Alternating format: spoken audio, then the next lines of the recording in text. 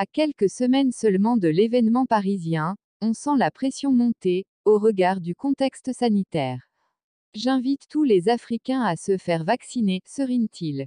Passeport sanitaire oblige, le défi sera de taille. Mais l'événement est in fine annulé mi-octobre. Parmi les raisons invoquées sur le compte officiel de la salle de spectacle, la pandémie donc, qui aurait des conséquences sur les voyages internationaux. Et nombre de cofiphiles, et de cofinettes comme le grand Mopao, patron, aime appeler ses groupies, pointent la menace des combattants, opposants congolais radicaux de la diaspora, et le risque de violence qu'aurait engendré un tel rassemblement. Mais d'autres motifs, concernant directement Koffi Olomidé, ont pu motiver cette annulation, adoubée par les uns, jugée pornographe par les autres en raison de ses paroles et de ses clips de plus en plus vulgaires. La star de la rumba offre de quoi alimenter le débat sur la séparation entre l'homme et l'artiste, pour l'heure quasi inexistant en Afrique de l'Ouest. Son passé judiciaire est lourd et inclut une condamnation en 2019, en France, pour viol sur mineur de moins de 15 ans et séquestration sur 4 de ses danseuses, des faits qui ont eu lieu entre 2002 et 2006 dans un pavillon qu'il louait à Asnières. Jugé en première instance par le tribunal de Nanterre, il a écopé d'une peine de 2 ans avec sursis au lieu des 7 ans d'enfermement ferme requis par le ministère public.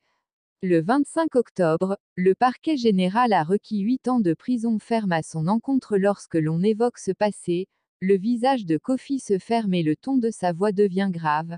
J'ai été dans l'impossibilité de venir en France pendant 11 ans, rappelle-t-il, remonté. Aujourd'hui, je passe les frontières normalement, cela ne peut pas ne rien signifier.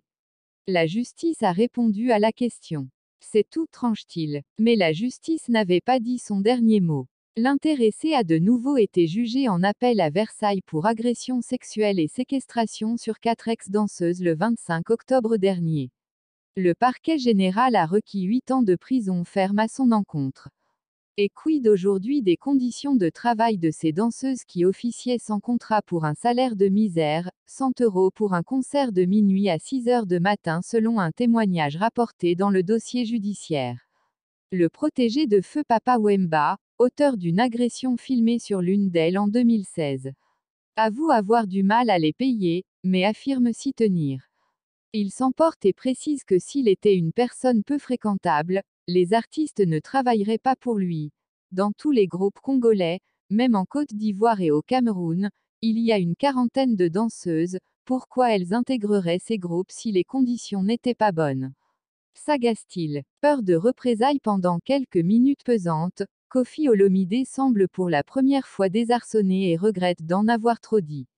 Rapidement, il change de sujet et évoque son arrestation de 2006, alors qu'il voyageait en train vers Lyon avec son groupe Quartier Latin, muni de billets achetés frauduleusement avec des chèques en bois.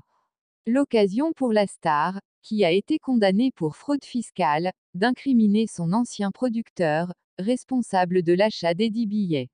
Et de rappeler que l'ensemble de l'équipe a été soumis à un interrogatoire.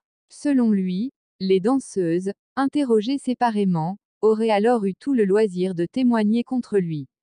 L'une des danseuses qui a témoigné contre lui a déclaré avoir fait une tentative de suicide. Il affirme que le rêve des jeunes femmes qu'il accuse était de vivre en France et d'obtenir des papiers auprès d'associations. Mais à l'ambassade de France, je m'étais engagé à ce que l'ensemble du groupe revienne au Congo. Si quelqu'un était resté sur le sol français, je n'aurais pas pu obtenir de visa pour le groupe dans le futur, se défend-il sans jamais revenir sur les accusations d'agression. Selon lui, depuis cette affaire, aucune des danseuses d'alors n'a pu poursuivre sa carrière.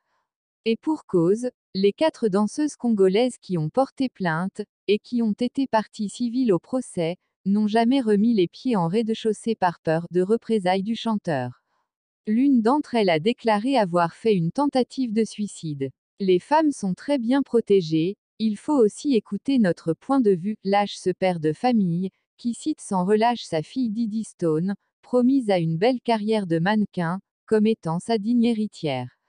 Je suis un homme honnête, qui prend les jeunes par la main, j'ai fait des featuring avec des artistes à peine connus, tient à préciser celui qui a fondé le label Koffi Central pour soutenir la jeune garde de la musique congolaise. Koffi Olomidé ne veut pas être un homme du passé, encore moins du passif. Et de toute évidence, les institutions culturelles et politiques africaines ne font pas grand cas de ces affaires.